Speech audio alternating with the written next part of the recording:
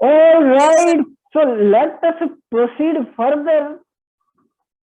And today we will understand the most important topic of Indian polity, the most important fundamental right, and the most dynamic, most composite topic of Indian polity, constitution का सबसे कमाल का topic आज हम पढ़ने जा रहे हैं, जिसका नाम है article 21, right to life and liberty, जीवन और स्वतंत्रता का अधिकार।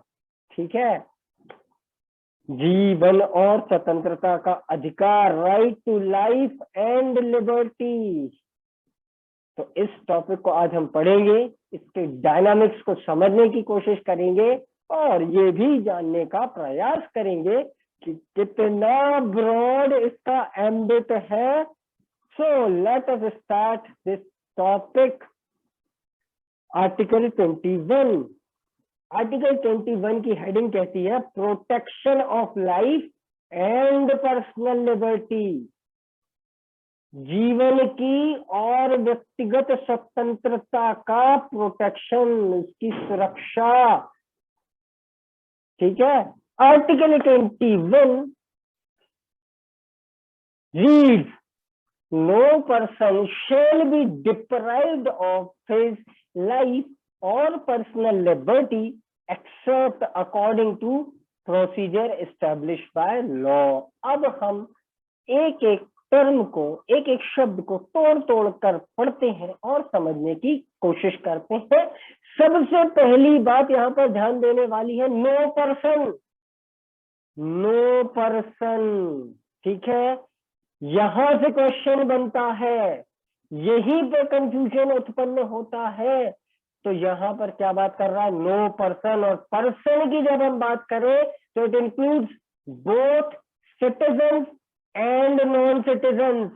ठीक है, यहाँ पर किसकी बात कर रहा है, पर्सन की। तो it may be a citizen, it may be a non citizen, a foreign national, दोनों ही इंक्लूड है यहाँ पर। ठीक है, no person shall be deprived, deprived मतलब छीन लेना। ठीक है, किसी से किसी चीज को छीन लेना इज डिप्रीवेशन। ये हमने सिटीजनशिप के टाइम पर भी पढ़ा था। तो वहां पर क्या छीन रहे थे, वहां पर छीन रहे थे उसकी सिटीजनशिप, व्यक्ति की। यहाँ पर क्या छीन रहे हैं, लाइफ और लिबर्टी। तो किसी भी व्यक्ति से उसकी लाइफ यानी कि उसका जीवन या फिर पर्सनल लिबर्टी नहीं छीनी जा सकती है। पहली बात होगी, कौन सी दो चीजें नहीं छीनी जा सकती, लाइफ और personal liberty. Life and personal liberty, व्यक्तिगत स्वतंत्रता। मैंने एक बार आपको एक बढ़िया सा एग्जांपल दिया था इससे रिलेटेड, आशुतोष को बहुत अच्छे से वो एग्जांपल याद आएगा, आशुतोष दुबे को। मैंने तोते का एग्जांपल दिया था कि एक तोता अपने पिंजड़े में रख रखा है, तो उसके पास राइट टू लाइफ तो है, लेकिन उसकी अपनी कोई पर्सनल लिबर्टी नहीं है। याद आ रहा है आशुतोष, मैंने ये एग्जांपल दिया था, you don't have that personal liberty because it is caged. तो वैसे ही मैं आपसे कहूं कि आपको जिंदा तो रखेंगे, आपकी लाइफ नहीं छीन रहे, लेकिन एक 4x4 के कमरे में बंद करके रखेंगे, 2 टाइम की रोटी आपको दे देंगे। तो आपके पास लाइफ तो, लेकिन क्या नहीं है, personal liberty.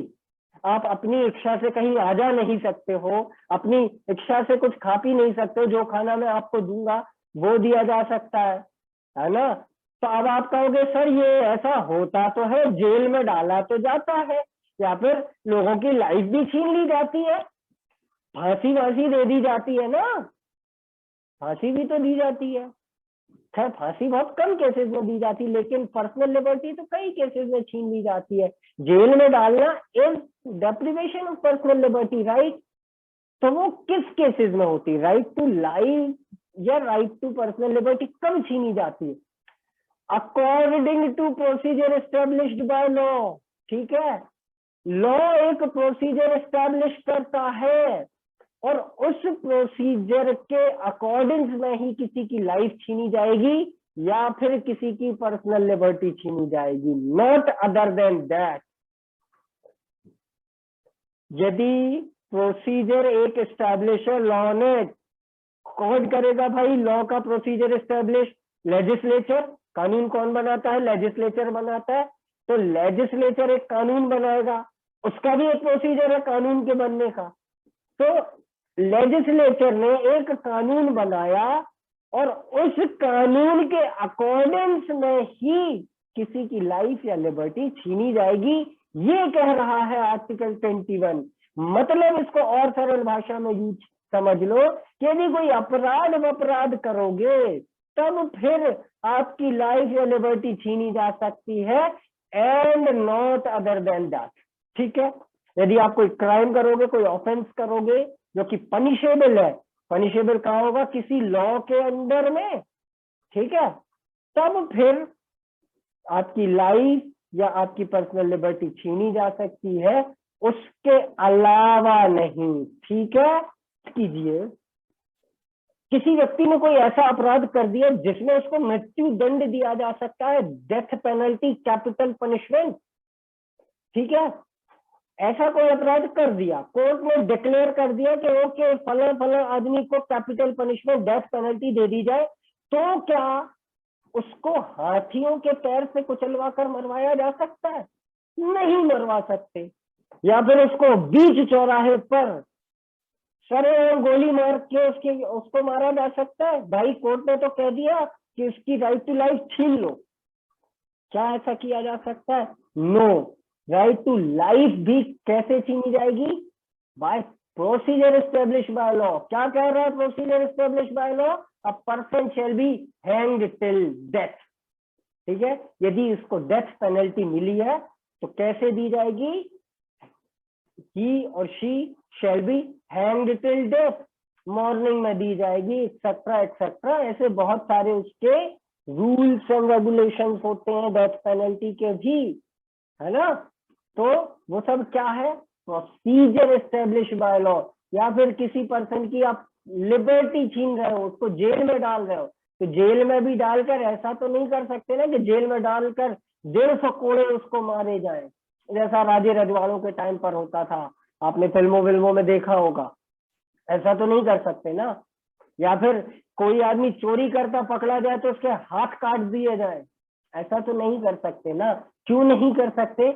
Procedure establish by law नहीं है। हमारा लॉ इन सारी चीजों का प्रोसीजर नहीं दे रहा है कि हाथ काट लो, 100 कोड़े मार दो, काल कोठरी में बंद कर दो। पहले होता था एकदम ऐसा आइसोलेटेड टाइप का कमरा होता था जिसमें ना तो विंडो होती थी ना खिड़की होती थी, विंडो खिड़की रोशनदान जो भी है वो सब नहीं होते थे, अंधेरा होता था, छोटी सी खिड़की होती थी, उसको काल कोठरी कहते थे, उसमें डाल दो। ऐसा तो नहीं कर सकते ना। या फिर जेल में डाल दो और खाना भी मत दो इसको, ऐसा नहीं कर सकते ना। ऑफेंडर है ठीक है, बट उसके भी कुछ बेसिक ह्यूमन राइट्स हैं, उनको इंश्योर करना पड़ेगा, क्योंकि हम एक डेमोक्रेटिक कंट्री है, एक पुलिस स्टेट नहीं है। ठीक है, पुलिस स्टेट क्या होता है? एक ऐसा स्टेट जिसमें डंडे का जोर चलता है ना। रूल ऑफ लॉ नहीं होता वहां पे, रूल ऑफ पुलिस होता है, और पुलिस किससे रूल करती? डंडे से। ठीक है, तो उस तरह का स्टेट तो है नहीं है, किसी डिक्टेटरशिप में तो हम रह नहीं रहे, हम रह रहे हैं एक डेमोक्रेसी में, एक वेलफेयर स्टेट में। इसलिए right to life and personal liberty पर बहुत ज्यादा फोकस किया गया। एंड अगेन थोड़ा सा आप हिस्टोरिकल बैकग्राउंड यदि जहन में रखोगे तो ये फंडामेंटल राइट्स की उपयोगिता आपको हमेशा समझ में आएगी। क्यों रखी गई है? क्योंकि कहीं ना कहीं ब्रिटिश एरा में लोगों की राइट टू लाइफ और पर्सनल लिबर्टी दोनों को ही बहुत ज्यादा सब्जुगेट किया जा रहा था, दबाया जा रहा था। जब मर्जी किसी को भी जेल डाल दिया, जब मर्जी किसी को भी गोली मार दी, जब मर्जी किसी को भी फांसी टांग दिया, ये हो रहा था। ना तो कोई प्रोसीजर था, ठीक है, कोई प्रोसीजर फॉलो ही नहीं होता था, सुनवाई का अधिकार तक नहीं होता था। आप पर आरोप लगाया, ट्रायल चला, ट्रायल में आपको सुना तक नहीं गया, आप ये प्रेजेंट कर सको कि no sir we are innocent या आई एम इनोसेंट, ऐसा भी नहीं अवेलेबल था उस समय पर। इसीलिए इस पर्टिकुलर राइट पर बहुत बहुत ज्यादा फोकस किया गया है। सेकंड पॉइंट देखें जो मैं बिल्कुल शुरुआत में डिस्कस कर चुका हूं, the right is available to both citizens and non citizens, यानी कि ये पर्सन्स की बात कर रहा है। All right, next, as a constitutional form, ये फॉर्म है, फॉर्म लिखा हुआ है, it was a typo error. आपको ये पीपीटी भेजी जा चुकी है, उसमें संशोधन कर लीजिएगा, अमेंडमेंट कर लीजिएगा, फॉर की जगह फॉर्म कर लीजिएगा। And the constitutional form of government continue to evolve in India. Article 21 undergone greatest changes due to interpretation of court. इसका बहुत काम की बात ये ऐसे है नहीं, इसका मतलब सिर्फ इतना है कि पिछले 70-75 सालों में हम एज अ डेमोक्रेसी काफी मैच्योर हुए, काफी ग्रो अप हुए, काफी इवॉल्व हुए, और उस एवोल्यूशन के साथ ये पर्टिकुलर राइट भी बहुत ज्यादा इवॉल्व हुई है। इसमें बहुत चेंजेस आए हैं, और वो चेंजेस इसलिए भी आए हैं क्योंकि honourable apex court, apex court का मतलब होता है जो हाईएस्ट लेवल की कोर्ट होती है, सुप्रीम कोर्ट को एपेक्स कोर्ट भी बोलते हैं, ठीक है। तो ऑनरेबल सुप्रीम कोर्ट ने जब इंटरप्रेट की आर्टिकल 21 को, जब इसकी व्याख्या करी, जब इसको डिस्क्राइब करने की कोशिश की, तो बहुत ही लिबरली इंटरप्रेट किया, जितना वाइडेस्ट पॉसिबल हो सकता था उतना वाइडेस्ट पॉसिबल इंटरप्रिटेशन इसका दिया गया है। इसीलिए इसको बहुत डायनामिक टॉपिक कहते हैं, जैसा मैंने बिल्कुल शुरुआत में कहा था कि it is very very dynamic topic, ठीक है। क्योंकि पिछले 70-75 साल में हम as a constitutional government, as a democratic government, as a welfare state बहुत ग्रो किए हैं, कई बदलाव आए हैं हमें, यानी कि एज अ नेशन हमें बहुत से चेंजेस आए हैं, हमारी सोसाइटी में बहुत से चेंजेस आए हैं। क्या हो गया भाई, ठीक है।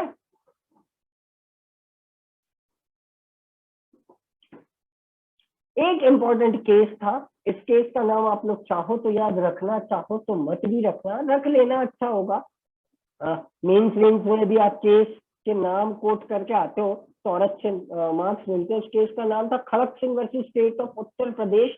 इस केस में कहा बड़ी महत्वपूर्ण बात, वो बात याद रखने लायक है, article 21 not only guarantees right to life but right to a dignified life. Please underline this word, dignified। एक गरिमापूर्ण जीवन, एक डिग्निटी, एक रेपुटेशन, एक प्रतिष्ठा जो होती है इंसान की, उसके साथ रहें।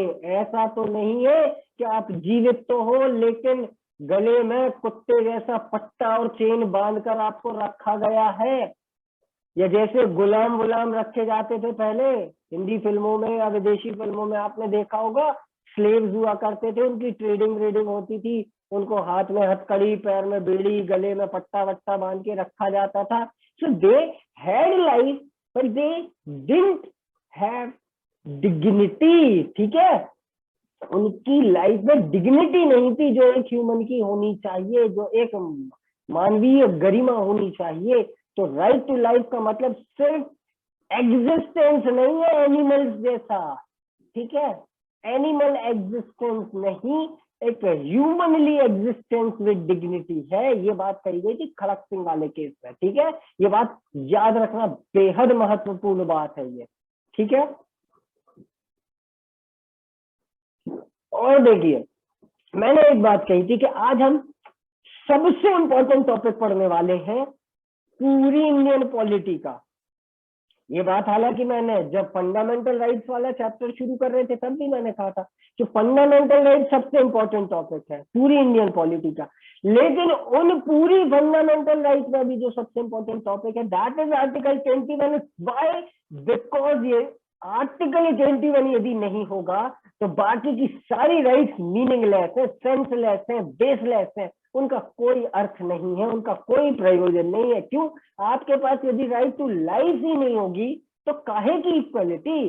कौन सी freedom of speech and expression, कौन सा freedom against arrest and so on and so forth, कौन सा फ्रीडम ऑफ रिलीजन? भैया जिंदा रहोगे तब तो मंदिर मस्जिद जा पाओगे, तब तो टोपी और तिलक लगा पाओगे, तब तो गले में क्रॉस पहन पाओगे, तब तो छाती ठोक कर कह पाओगे कि हम तो भाई साहब भगवान भगवान में मानते नहीं, हम तो अथीस्ट है, या जो भी है, जो भी आपके बिलीफ है, वो कब हो पाएंगे?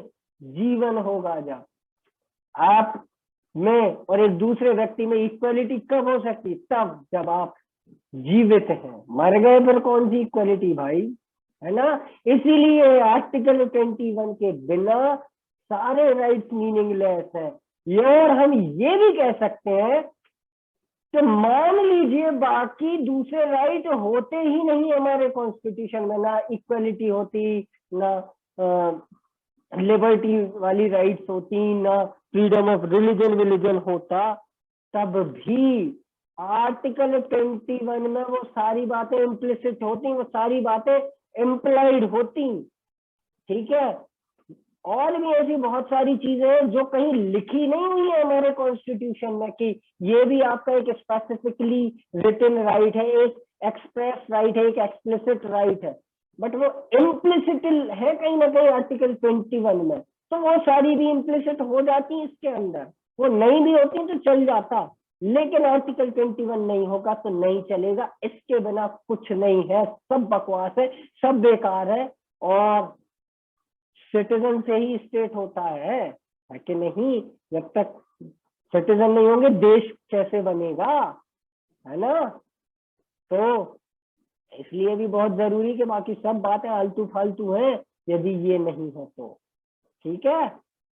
तो आर्टिकल 21 ही वो चीज है जो हमको एक पुलिस स्टेट ना बनाकर एक कॉन्स्टिट्यूशनल स्टेट बनाती है। पुलिस स्टेट वही स्टेट जो डंडे के जोर पर चलता है, ठीक है, जिसके हम काफी डिस्कशन कर चुके हैं, जहां पर रूल ऑफ लॉ नहीं होता, क्या होता है? रूल ऑफ डंडा। ठीक है? डिक्टेटरशिप कह सकते हैं। जलियांवाला बाग इंसिडेंट भूले तो नहीं होंगे ना आप लोग?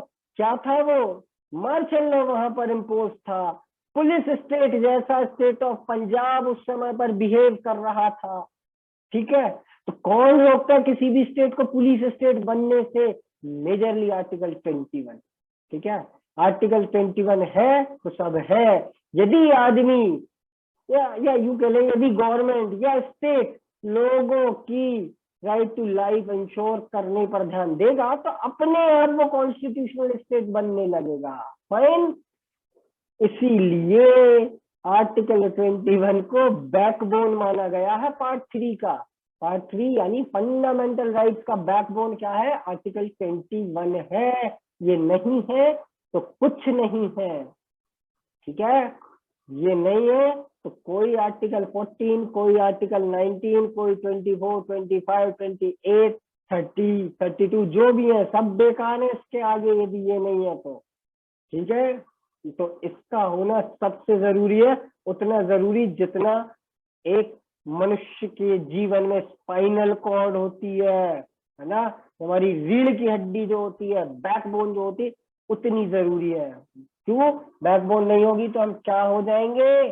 रेंगते हुए लौंडे मात्र रह जाएंगे ना, है ना? कीड़े मकोड़े जैसे घिसकते हैं हम, उस तरह के हो जाएंगे ना बिना बैकबोन के। तो वैसे ही आर्टिकल 21 नहीं होगा तो क्या होगा? कॉन्स्टिट्यूशन हमारा वैसे ही रेंगता घिसकता एक डॉक्यूमेंट मात्र बन के रह जाएगा। ठीक है? तो इसका पर्पस क्या है भाई? इस आर्टिकल का पर्पस है कि लोगों की लाइफ की क्वालिटी इंप्रूव हो। ठीक है? उनके जीवन की गुणवत्ता में और इजाफा हो और बढ़ावा हो। इसलिए भी आर्टिकल 21 को बहुत ज्यादा कॉम्पोजिट राइट माना गया। कॉम्पोजिट मतलब कि ये, वो देखा होगा आपने महाभारत के टाइम पे एक विराट स्वरूप भगवान श्री कृष्ण ने दिखाया था कि सब मुझसे ही है, मुझसे ही सब जन्म पा रहा है, मेरे ही अंदर सब आकर समाहित हो रहा है। ब्रह्मा विष्णु महेश इंद्र यम ये वो जो भी है, अग्नि पवन जल वल सब मुझसे ही है और सब मुझ में ही आकर खत्म हो जाएगा। That is composite Virat.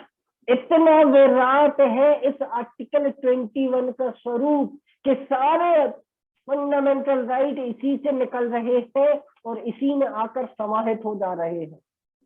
ठीक है, इतना ज्यादा विराट, इतना ज्यादा कॉम्पोजिट, इतना ज्यादा डायनामिक है और इसीलिए ये कई सारे राइट्स को जन्म देता है, क्योंकि कहीं ना कहीं इम्प्लाइड है, अंडरस्टूड सी बात है कि राइट टू लाइफ यदि आपके पास है तो आपके पास वो राइट्स भी होंगी। आइए देखते हैं कौन कौन सी वो राइट्स हो सकती हैं और ये कैसे आई है, कैसे पता चला कि ये इम्प्लाइड है। कई सारे केसेस में ऑनरेबल सुप्रीम कोर्ट ने लिबरल इंटरप्रिटेशन जब आर्टिकल 21 का दिया, तब कहा गया कि हाँ ये सारी बातें जो हम आगे पढ़ने वाले हैं वो सब भी जो है आर्टिकल 21 में ही इंक्लूड होंगी। जैसे number 1, right to healthy environment. Right to healthy environment, एक स्वच्छ, साफ और स्वस्थ वातावरण होना भी जरूरी है। भाई जहरीली हवा में तो आप सांस नहीं ले सकते ना, है ना। यदि हवा में ही जहर होगा तो कैसी राइट टू लाइफ, सांस नहीं लोगे तो कैसे राइट टू लाइफ आप इंश्योर कराओगे। उसके लिए क्या जरूरी है, एनवायरमेंट हेल्दी हो। ये बात जो है MC Mehta versus union of India की एक लंबी सीरीज ऑफ केसेस है, कोई 4-5 केसेस है एमसी मेहता के, और ज्यादा भी हो सकते हैं, क्योंकि एमसी मेहता जो है एनवायरमेंट को लेके काफी इन्होंने केसेस वेसेस किए हैं, बहुत सारे केसेस इनके थे। और उन सारे केसेस की यदि मैं समरी निकालूं तो उन सारे केसेस की मैं समरी निकालूं तो ये कह सकता हूं कि right to healthy environment MC Mehta के केस से आया था। ठीक है, तो एमसी मेहता का केस आप जरूर ध्यान रखिए, जब कभी बात एनवायरमेंट की आ जाए तब ये एमसी मेहता का केस लिख के आ जाना और घर जाना तो इसके बारे में थोड़ा बहुत पढ़ने की कोशिश करना, थोड़ी बहुत रिसर्च की आदत आप लोग भी अंदर में डाल लो। तो यूं कहें कि होमवर्क में ले लो, एमसी मेहता के केस गूगल करोगे मिल जाएगा, एक एक लाइन में पता चल जाएगा आपको कि क्या मैटर था तो क्या उस केस में कहा गया और उन सारे केसेस की समरी क्या है। Right to healthy environment is included in article 21। Next है राइट टू स्लीप, सोने का अधिकार भी राइट टू लाइफ में है। ठीक है, मैं आपसे कह दूं कि आपको राइट टू लाइफ है लेकिन मैं आपको सोने नहीं दूंगा। क्या आपकी राइट टू लाइफ रहेगी, कितने दिन तक जीवित रह सकते हो बिना सोए, 2 दिन, 5 दिन, 10 दिन, 15 दिन, 1 महीना, उसके बाद तो चली जाएगी ना। तो लॉन्ग टर्म में राइट टू लाइफ के लिए क्या जरूरी है, राइट टू स्लीप। ये कहा गया था रामलीला मैदान versus home secretary union of India के केस में। कोई समय पर यूपीए गवर्नमेंट थी, बाबा रामदेव नाम के एक सज्जन है, बाबा रामदेव को आप ऑफकोर्स जानते होंगे, योग गुरु है। ठीक है, वो धरना दे रहे थे कहां पर, रामलीला मैदान पर। रामलीला मैदान पर धरना दे रहे थे, रात में 12 बजे पुलिस आई और जितने लोग उस मैदान पर धरना दे रहे थे सबको नींद में से उठा के लट्ठों से मारा, लट मारे गए, बाबा रामदेव को वहां से भागना पड़ा। ये इसके वीडियो फुटेजेस आप आपने देखे होंगे। मामला सुप्रीम कोर्ट पहुंचा और सुप्रीम कोर्ट ने बढ़िया फटकार लगाई home secretary union of India को, ये क्या किया आपने, जो भी है आपको धरना भी खत्म कराना था तो सही टाइम पर जाते, 12 बजे रात में आप जाकर लठ चला रहे हो लोगों पर, ऐसा कैसे आप कर सकते हो। People have right to sleep, you can not abstain them from sleeping. एक सही टाइम होता है किसी भी चीज का, आप सही चीज भी गलत टाइम पर करोगे तो वो गलत मानी जाएगी। आपने लोगों की उनकी राइट टू स्लीप से डिप्राइव किया है। ये राइट टू स्लीप आर्टिकल 21 में इंक्लूसिव है। ठीक है, देन नेक्स्ट है राइट टू लाइवलीहुड। लाइवलीहुड आप जानते हो, आजीविका, दाल रोटी 2 टाइम की, 2 जून की रोटी जिसको हम कहते हैं, 2 जून की रोटी कमाना भी राइट टू लाइफ है। भाई दाल रोटी नहीं होगी, चलो दाल रोटी ना सही, नमक रोटी सही, चटनी रोटी सही, वॉटएवर, कुछ तो हो पेट भरने। पेट नहीं भर पाएंगे तो क्या होगा राइट टू लाइफ का, कितने दिन रहेगी वो राइट टू लाइफ, 10 दिन, 20 दिन, 15 दिन, 50 दिन, 100 दिन। भगत सिंह आपका नाम है तो 106 डेज और 110 डेज, इतना बस। इसके अलावा कितना जीवित रह लोगे बिना भोजन के, है ना। तो कम से कम बेसिक लाइवलीहुड, बेसिक की बात कर रहे हैं हम, लग्जूरियस उसकी बात नहीं कर रहे कि एक बंगला बने ले आ रहा, ठीक है, बेसिक लाइवलीहुड की बात कर रहे हैं। तो basic livelihood is included in right to life. और भी ऐसे बहुत सारे आगे हैं, जैसे एक है right to speedy trial. Speedy trial मतलब कि ये जो कानूनी प्रक्रिया होती है ना न्यायालय की, कोर्ट में जो मुकदमे हैं वो जल्दी खत्म होने चाहिए। ऐसा नहीं है कि चले आ रहे हैं सालों से, दशकों से, सदियों से, पार्टीज मर गई, उनके बच्चे मर गए, उनके नाती पोते मर गए, अब तो उनकी 4th जनरेशन केस लड़ रही है। ऐसा ना हो, स्पीडी ट्रायल करो, फटाफट मामलों का निराकरण करो भाई, क्योंकि लोगों की लाइफ खत्म हो जाती है न्याय पाने में। इसीलिए राइट टू लाइफ में ही इंक्लूसिव है राइट टू स्पीडी ट्रायल, ठीक है। पॉइंट नंबर 5 जो है ये बहुत बहुत बहुत इंपॉर्टेंट है, ये आपके सोशल इश्यूज का भी एक पार्ट बनता है। एक बहुत महत्वपूर्ण केस हुआ था 1997 में, जिसका नाम था Vishakha versus state of Rajasthan. क्या हुआ था? विशाखा एक पब्लिक स्पिरिटेड एनजीओ था जो चाइल्ड मैरिज के अगेंस्ट काम करता था। तो उस एनजीओ की कुछ वर्कर्स थी, उनको पता चला कि भाई राजस्थान के किसी पार्ट में चाइल्ड मैरिज हो रही है, वो उसको रोकने जाती है और वहां पर उसको सेक्सुअली असॉल्ट कर दिया जाता है। Basically she was sexually assaulted. तो ये मैटर ऑनरेबल सुप्रीम कोर्ट पहुंचता है और फिर इसके बाद सुप्रीम कोर्ट कुछ गाइडलाइंस लेकर आती है, जो गाइडलाइंस थी right against sexual harassment at work place. Right against sexual harassment at work place की गाइडलाइंस ऑनरेबल सुप्रीम कोर्ट ने दी थी Vishakha versus state of Rajasthan के केस में, जो कि इंक्लूसिव है आर्टिकल 21 में, ठीक है।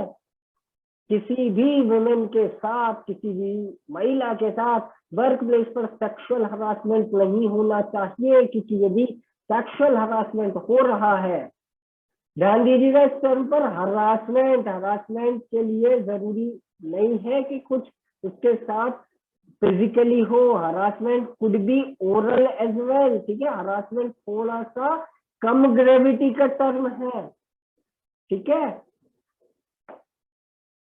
ठीक है। तो इसका जो एम्बिट है वो बहुत ब्रॉडर है। तो हरासमेंट जो है वो कम मैग्नीट्यूड या ग्रेविटी का भी हो सकता है, it could be oral as well, है ना। तो उन सारी चीजों को रोकने के लिए कुछ गाइडलाइंस आई थी तो ऑनरेबल सुप्रीम कोर्ट ने दी थी, ठीक है। ये ध्यान रखिएगा, extremely important case, prelim, mains, interview तीनों के पर्सपेक्टिव से। तो कम से कम इस केस का नाम याद रखना, ठीक है।